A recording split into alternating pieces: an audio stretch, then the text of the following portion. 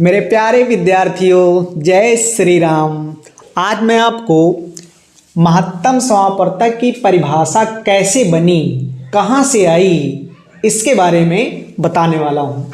देखिए, वह बड़ी से बड़ी संख्या जो दी गई संख्याओं को पूर्णतः विभाजित कर दे, महत्तम समापवर्तक कहलाती है। अब देखिए, इसकी परिभाषा कहाँ से बनी।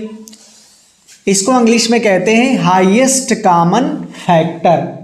फैक्टर दैट इज कोई संख्या किस किस से विभाजित हो जाती है, वो उसके फैक्टर कहलाते हैं। कॉमन उन फैक्टरों में जो कॉमन हो, अर्थात जो मिलता हो। हाईएस्ट अर्थात बड़ी से बड़ी।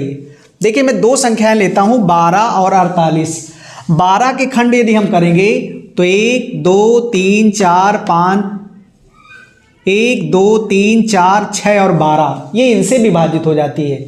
इसी प्रकार 48 के खंड करें यदि तो 1 2 3 4 6 8 12 16 24 और 48, ये 48 इन संख्याओं से विभाजित हो जाती है, अर्थात ये इसके गुणनखंड हो गए।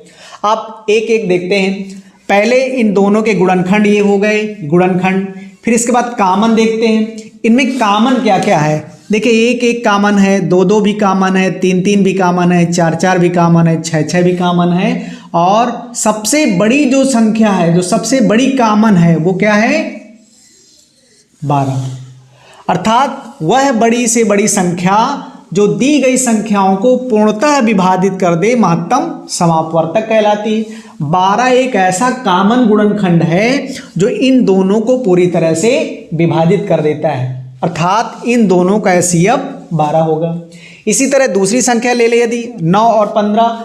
9 के गुणनखंड 1 3 और 9, 15 के 1 3 और 5 15। अब इनमें सबसे बड़ी जो कॉमन है संख्या वो क्या है 3, अर्थात इन संख्याओं का HCF 3 है। धन्यवाद।